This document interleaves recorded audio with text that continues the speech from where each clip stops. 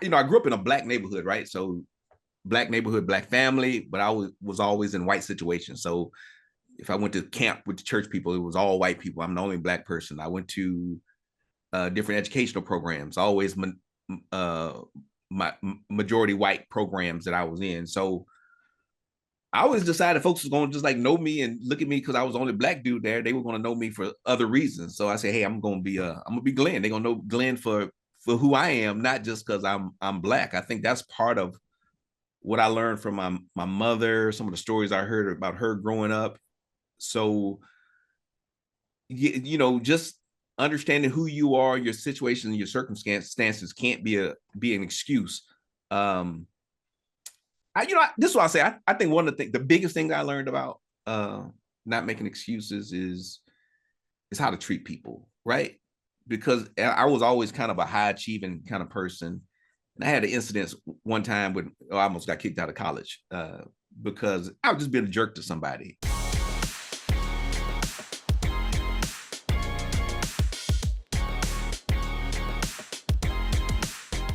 Hey everybody, I'm back with another episode of Soul Success Stories. And today I'm talking to my friend, fellow NSA, National Speakers Association member, Glen Guyton. And Glen is a keynote speaker and a cultural futurist. And I'll let him tell you a little bit more about what that is. But I have to first say I met Glen through the National Speakers Association.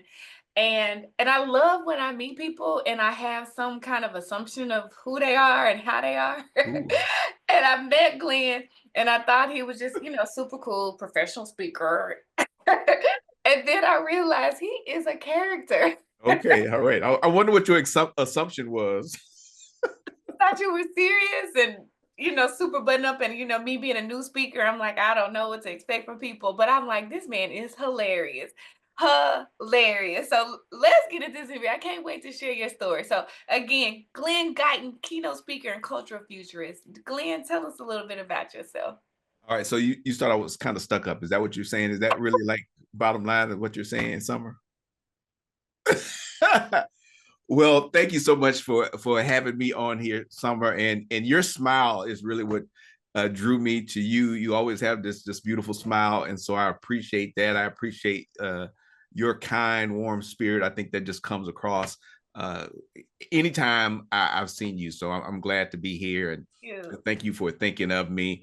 But yeah, I'm from Houston, Texas. I live in San Antonio. You mentioned that I'm a cultural futurist. I really started this work kind of as a diversity, equity, and inclusion practitioner. But though that term has kind of become a pejorative, it really limits people's thinking. And I really like to see how human beings work. Like, how do we unlock our potential? How do we grow? And part of that is looking at trends, looking at past data, and kind of predicting what's going to happen next. So that's the cultural futurist part. I really like to see how people engage the world and how they engage each other. And so that's kind of the unique part of my work. But yeah, but I grew up in Texas, so I'm a proud Texan. I went to the United States Air Force Academy. That's kind of part of my journey of growth and kind of developing who I was. I kind of needed that structure. I'm not as buttoned up as Summer seems to think. It took a lot to get to me to this place where I am. I tell people that 2024 Glen is a lot different from 1988 Glen. So I've come a long way, Summer. You just you met I guess maybe a somewhat better version of me. And I have a family, so it's me, my wife, two adult kids, son and a daughter. They still are here at the house. I'm trying to get them out the house. Not my wife, but the two kids, the two adults. Hopefully one day that'll happen. They'll leave and go be on their own. And yeah, and hobbies. I like riding motorcycles. I like scuba diving. So a few adventurous things there that I like to do that are part of how I relax. The thing I really like doing is playing my guitar. I'm just not very good at it at this point, but I keep working at it, working at some of my blues playing, and I've actually done it a couple of times on stage, right? As part of my speaking engagements. I don't try to be, I tell people I'm not a professional musician, but I do like music. Well, you know what? That's what I like about you is that, and I haven't seen you perform, so I need to go back and check out some of your videos um, to see if that makes me laugh like everything else. What I love is that you talk about very serious topic, but because it's so important, especially in today's time, right? But Yeah. I love that you have such a humorous spirit. And there's not a single time that I don't interact with you that I'm not laughing all the time. And that's even just looking at Facebook posts. And I love it because I think that's just so important for today's world, right? For Yeah. us to be able to laugh and have a good time, even in dealing with serious stuff. So Yeah. Yeah. Yeah. I'm so glad that I met you, and I'm super excited to get into your story. Okay. Yeah. So Yeah. in this program, Glenn, I have what I call the So What Success System. So what? Okay. That's right. It's my belief that anyone, if they learn how to overcome obstacles, Mm-hmm. eliminate excuses, and calculate choices, Ooh. they can have so what success. And Okay. that's success no matter what happens in life, no matter what version of Glenn they are, 1988 or what. Yeah. 1988. Yeah. They can have so much success if they learn how to do those things. And Glenn, you are so a success man. I know a good part of your journey, and I'm excited to share it. So let's first talk about some of the obstacles that you've had to overcome to get to where you are today. Yeah. I think the biggest obstacle that we have is just really just ourselves, right? How we think about things, how we see the world. And so you talk about my humor and I don't take myself too seriously, and I don't think we could take the world too seriously. Not that we don't have serious issues and serious problems, but life is short. Like we're just here for just a small amount of time, and I think that's something that I've appreciated is our humanity, right? The shortness that we have, and so yeah, we talk about obstacles, right? And not to minimize anybody's problems, but we all have issues. We all have different issues, and each of us, I believe, are uniquely gifted to deal with whatever trauma, every hurt, whatever pain that we have to deal with. I mean, I have my unique story. You have your unique story, and we all have to overcome those things. I really should be a baby boomer. I don't know if you know this, but I really should be I'm Gen X, but I really should be a baby boomer. My biological father was born in 1907. Didn't have but an 8th grade education. My mother was born in 1928. I have half siblings that I really don't know that were at the same age as my mother. I have a half brother that was 22 years older than me. I have another brother. My other brother is 10 years older than me. I really shouldn't even be here, right? Because of that gap. My dad was 62 when I was born. My mother was 41 when I was born. I shouldn't even be here, but I am. And so yeah, I mean, so just part of I've just been happy, like, hey, God has blessed me and put me in a really pretty good stable situation. I had 2 parents, I had a stable home. And so I think the biggest obstacle that I just had to overcome was just me, and some things in my environment. I grew up in the suburbs of Houston, Texas, and some people never made it out of that environment. I happened to make it out. And you talk about choices. I made a lot of choices along the way as far as education, the things that We're gonna get into those choices. Okay, the things I would participate in, the things I wouldn't participate in. And so yeah, I guess part of it is just kind of deciding I'm going to be responsible for as much as I could the pathway that I took in life. Can you talk a little bit about that 1988 Glenn? What did he look like? What's the 1988 Glenn? 1988 Glenn was just unfocused, right? Always kind of probably been an engaging person, always been somewhat of a leader. But what do you do with all of that energy, that impulsiveness? Didn't really apply myself, really didn't have to apply myself and a lot of things. I think, then I think part of it, my mom just gave me just a lot of confidence, right? So, some of it I was just oblivious to what was going on, that I would just kind of do things and go with the flow, but not really understanding the impact of maybe some of the choices that I made, or, not making decisions that would have maybe even taken me to the next level. So just really kind of carefree and just, I would say, somewhat oblivious to yeah, the circumstances and consequences around me, just kind of going through life and just, I don't know, part of it was just enjoying it, and part of it was just kind of taking it all in. So you said your dad was born in 1907. Right. Was he around a part of your life? Yeah, he was around. I didn't really like him though. I didn't really like him. I thought he was mean. He was around until he died when I was 14, but he was around. I mean, he taught me how to work. We cut grass. He made me cut grass in the neighborhood to earn money. Uh, Taught me how to work on cars and fix stuff in the house. But I mean, but he was mean. He was a mean country boy. Would cuss you out, slap you upside the head. If you did something that wasn't what he thought was appropriate, or if you did something stupid, he cuss you out in a minute. Open hand slap to the face was a common form of discipline of belts. But I mean, he was there every day. I mean, had retired by the time I was 4 years old. Make sure I, picked me up from school, make sure I ate, took me to swim lessons. So it was just kind of one of those things where you have someone that's probably from his perspective, because I want to be generous, because again, he was born in 1907. My great grandfather was a slave owner, so not too far from slavery. So his form of discipline and love was definitely shown in ways that wouldn't be appropriate now, but he was there for me. You say your great-great-grandfather was a slave owner? Yeah. Okay. Yeah. Yeah. He was a slave owner, owned our family. So, my family's from Mississippi. We had the white Guytons and the black Guytons. The white Guytons acknowledged their black, I don't know, bastard children, whatever you want to call us. At the time, the children from them sleeping with their slaves. So they don't know. I mean, we worked side by side. My mother's family actually even worked for some of my white relatives. That's just how Kosciuszko, Mississippi was. It was a really unique place, and I think that's part of why I am the way I am. Looking back on it, the relationship between the whites and blacks in that area, my family being able to own property, being able to vote, having wealth for black people, business owners on both sides of my family. I think it was probably pretty unique for the what people would perceive of the Deep South at that time.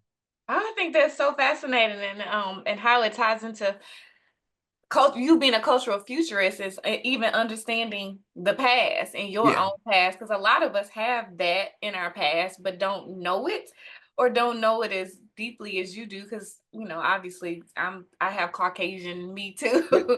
Yeah. In my family as well. I think that's fascinating, Glenn. Okay. Well, the second part of the soul success system is eliminating excuses. So Okay. you talked about a lot of those things that you went through or that you knew. Yeah. But talk about some of the excuses you had to eliminate to move forward and to get to where you are today. Yeah. Part of it is just kind of coming to grips with who you are. So I really have never tried to make excuses about my failure. It's really just understanding who I was and understanding how people looked at me. I think was key. It's probably some of my struggles nowadays. I'm just pretty frank and pretty straightforward with people. I decided, hey, I grew up in a black neighborhood, right? So black neighborhood, black family, but I was always in white situations. So if I went to camp with the church people, it was all white people. I'm the only black person. I went to different educational programs, always my majority white programs that I was in. So I always decided folks was going to just like know me and look at me because I was the only black dude there. They were going to know me for other reasons. So I said, hey, I'm going to be Glenn. They're going to know Glenn for who I am, not just because I'm black. I think that's part of what I learned from my mother, some of the stories I heard about her growing up. So, just understanding who you are, your situation, and your circumstances can't be an excuse.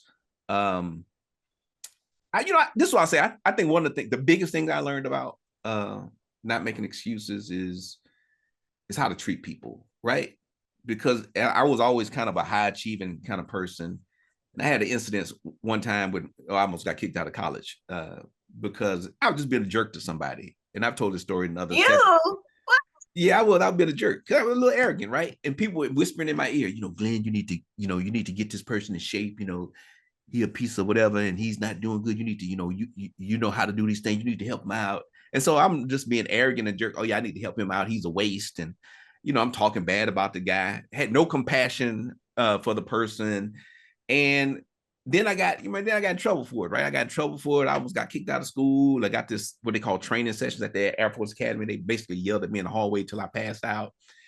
And I was like, I'm not living for anybody else. I'm not treating people this way because of what the crowd is saying. And I think that was really a turning point in my life. Like, hey, I'm accountable for my behavior. I don't care what everybody else is saying, whatever the crowd is saying, people going all these different directions. Ultimately, I'm responsible for the choices that I make, no matter what folks around me are saying, good or bad. Ultimately, I'm accountable for my actions. I'm accountable for the words that come out of my mouth. And that was really a big turning point for me. Oh, wow. You know what? So that's a good transition to the third part of Soul Success System is calculating choices. So Yeah. that was a pivotal moment in your life. Talk about some of the other calculated choices that you've made on your journey. Yeah, I think that's the biggest one. And then just really trying just being myself. And you know, questioning things. I've been in situations where everybody's like, oh, well, what are we gonna do? Should we just sit here and just take what happens? I was on a tour of on a reservation, Native American reservation. And one day we came to this bridge. We were in a tour bus. We came to this bridge, and the bus driver stopped right before we crossed the bridge. And I said, like, hey, why are you stopping? Well, I don't know if this bus can go across this bridge safely. I said, oh, really? Yeah, yeah. He said, I don't know. I've never driven across this bridge, so I'm not sure it'll hold us. I said, well, I'll tell you what. You open this door and you let me off this bus. Anybody else that want to sit on here, they can, but I'm not. So, people looked at me like I was crazy, but I got off the bus. And now he drove across the bridge and it was fine. I said, but I'm not going to let you test this out on me. And that's kind of been, one of the things that I do in life. I'm not, ultimately I got to make decisions for me, my family. I'm not just going to go with what the crowd says. So part of that is really trying to think through things and just being accountable for, my actions, good or bad. I made some choices like what school I was going to go to. I decided in high school I wasn't going to go to my zone school, which is probably rated one of the worst schools in Houston now. But I went to another school, and so I had to go get on a bus and ride an hour and a half every day back and both ways to go to school. But it was a choice that I made to learn more. And that was actually a direct result of me going to this other school when I was in sixth grade. And it was kind of far. It was kind of hard. And I was like, man, I don't know. I'm gonna go back to my zone school. I went to my zone school, made straight A's for the first 6 weeks that I was back. Then the next 6 weeks, I got bored and my grades started to fall. And I was like, yeah, really, I'm doing myself a disservice, right? I'm not challenging myself. I'm not growing. I went back to what was easy, what was comfortable. So when I had the opportunity to go to a different high school, I took it and I was able to get into a program for gifted and talented students. But then I was like, man, all those people I went to sixth grade with, a lot of them went to that same school. I was so far behind because of that decision that I made. And so that was one of the choices that I realized I made that I tried to correct. But because of the choice I made as a sixth grader, I was always just a little bit behind all these other people who had stuck it out and stayed at the school I went to in middle school. So those things kind of, stuck with me, thinking about pushing myself and kind of making decisions which would take me to a different future. So as a young person, you were driven enough to make those decisions about what school that you want to go to and to push yourself. And that's pretty awesome. It's weird though, right? It's weird. Like I don't even know where that came from. I'm thinking about I did so much. Like I think it's because of my mother. My mother just made me think I could just do anything. It was almost too much. It was too much decision making for me as a sixth grader, 12-year-old or whatever, making all these decisions. I don't want to go to this school. I want to go to this school. I mean, I think I just had a good environment around me, like good people around me that I listened to. I mean, my friends had the same opportunities, but I actually just kind of took advantage of these opportunities and listened to the folks that I thought were smart. Like my mom, I don't know. My mom was, she just went to high school. She wasn't like really anything special other than she just gave me a lot of confidence. Well, I think that's major what you said too, though, in that you said they had the same opportunities you had. A lot of Yeah. people, and I think that's important for those watching this to understand. I work with young people too a lot, Yeah. and to understand that the difference between you and some of the others was that you took advantage of those opportunities and that you made the most of those opportunities. I think that's a big deal, and that's major, and that's what differentiates a lot of people is that the opportunities are often there. And it's Mm-hmm. just a matter of us taking advantage of them. So even with that, that shows that you know how to overcome obstacles, eliminate excuses, and calculate choices. And you are a success man. So in spite of challenges, and even though you were super intelligent and super smart, you still had obstacles, but you are a success man. Yeah. But Glenn, what is your personal definition of success? Ooh, my personal definition of success. Well, that's first part of it is a personal definition of success. So you can't, don't judge yourself by other people. That's the one thing I think that we all need to really to consider, especially in this social media driven society and all this stuff we see on TikTok, which is half of it is lie. Hey, let me tell you the story. Can I tell you the story on TikTok? Yeah. So a friend of mine is an anesthesiologist, a kid that was in my youth group. I was a youth pastor for a number of years. So this kid that was in my youth group, I still keep in touch with a lot of my kids who they're in their 40s now, right? Early 40s. But yeah, like she's an anesthesiologist. And I was like, hey, look, I saw this TikTok thing. It said anesthesiologists make more than the average NFL player. They make $400,000 a year. She was like, I don't make anywhere near close to that. She sent me her bill from college. She's been out of college for years now. Her student loans are like 390. She sent me the document. It was $399,000. That's her student loans, and she's been out of school for probably 10 years now. I'm like, that's crazy. That's a house. And so the TikTok doctor, I said, well, you need to call him because he's saying he's making 400 some $1,000s a year. The math ain't mathing. Because I was joking with her. I said, hey, you need to let me hold $5. She said, I wish I had $5. I wound up sending her $5. I said, well, look, get yourself a cup of coffee because you need it.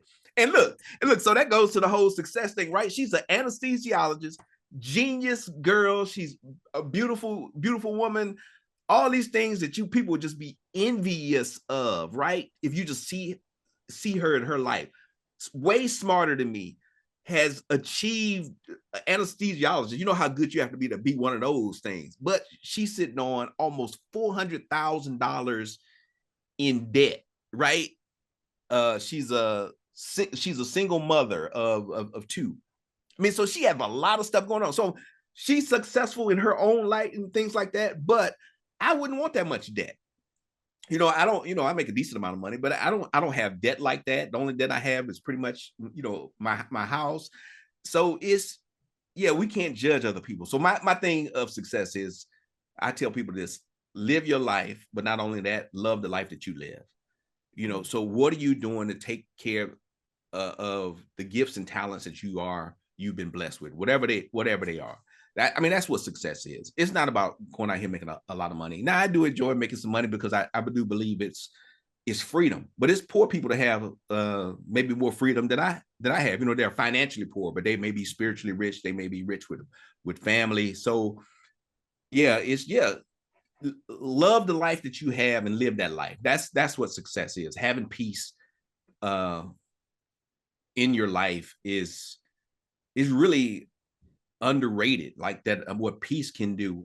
My wife's a teacher, and I see people that are just like, she's dealing with elementary kids that are just going through hell every day, like at 5 years old, just that are just having just chaotic lives. And so just having a sense of peace, a stable family, for many people, that's success in itself. It is. And I think that's good. I'm glad you said that too, about not comparing and Yeah. not comparing. Because, like you said, a lot of times we compare ourselves to something that's not even real, Yeah. to some other people's lives who aren't even real. So, Glenn, that's awesome. I think that's really, really good. And I'm even reflecting on it. I was like, yeah, Summer's, yeah. Yeah. Yeah. in this industry, even as with us as speakers, because it's not Oh an yeah, easy business, right? yeah. Not an easy business. I think that's excellent advice. Okay, so one last question for you. Okay, all right. Giving lots The of time advice. was so short. I feel like we just started. I know, we got so much more we can talk about. But one last question. Yeah. What's one piece of advice you would give somebody who's watching this, who wants to be successful, however they define it, but they run into obstacles? What's just Mm. one piece of advice you would give? Yeah, you just kind of keep walking toward that dream, whatever it is. Just keep working at it. Get smarter about it. You may not achieve whatever that ultimate level it is that you think is success, but keep walking on it. Keep one step at a time. Keep building on it. I think many of us give up too soon. Many of us don't appreciate the journey. The journey is actually really where it is, because once you get to that level, many of us aren't satisfied, right? But it's that process of working at it and networking and meeting people along the way and learning and growing. That's really part of the success. So enjoy that. Enjoy the journey. That's it right there. Enjoy the journey that you're on. And I don't think many of us appreciate that. We want to get there so quickly. I've had some quick success, and then you had to kind of start over and start hustling and grinding it again. But there's just something about that journey that's, I mean, that's amazing, right? I've been at the top of organizations. I've risen up through the ranks and got to the number one seat, and that number one seat is lonely. It's lonely. And a lot of times it's not any fun. Like, I had more fun as the number two person than I did as the number one person, even though I had all the power. I felt powerless once I got to the top, because I was really restricted by expectations of people. I was restricted by expectations of my title. But when I was the number two guy, I could do whatever I wanted to. You ultimately, you're not responsibility, but you've heard that thing, that expression, heavy is the head that wears the crown. It is. It really is. And so, yeah. So enjoy the journey to getting there, because I think that's my experience. That's been the fun part. It's just, I think that's amazing. I yeah. agree. Yeah. Enjoy the journey and embrace where you are, right? Along Yeah, yeah, the journey. yeah. We got to get off of this. Actually, another speaker friend of mine helped me with this. Anton Gunn. He had me read this book, The Gap of the Gain. I don't know if you've seen that I book. got it. I Yeah, have it. I need to read read it. it, read it. But it talks about the hedonic treadmill, right? This hedonic treadmill, like, basically you get used to stuff once you get it, and then you're trying to pursue that next thing. And so it's like we're on this hamster wheel of success. Like, we never have enough. And I guess I'm at the point in my life now, and it's hard for me to say, look, I gotta say this, right? Because I almost feel like it's a little bit arrogant, because I have achieved a lot of stuff, and I got a lot of stuff, right? And so I'm at the point in my life now, like, I don't really care about the stuff as much as I care about the people, the relationships, and enjoying what I have right now, right? And like, I'm trying to get rid of stuff. I don't need to buy any more stuff on Amazon. I got too much as it is. So I'm trying to simplify my life. And it's easy for me to say, because I'm 54 years old. I've risen to the highest ranks in some industries and things like that. So yeah, so once you get there, you kind of look like, okay, what was it all for, right? And I so think about that as you strive to be successful. No, I think that's good. I don't think it's arrogant at all, because I'm sort of at that place in my life too. I have things that I'm working towards, but yeah, you should see my bedroom. I have cleaned out all my closets, and I have Okay. bags and bags and as a matter of fact, that's what I'm doing later today, is going to donate a lot of Okay. stuff. So I no, like I that. definitely agree with what you're saying, and I think I've seen some posts you've been posting on Facebook about it too. Yeah, yeah, yeah, yeah. About Uh, getting rid of some stuff. But I think that's an excellent definition of success. And Glenn, I'm glad you shared your story, and I know some people will be inspired by this.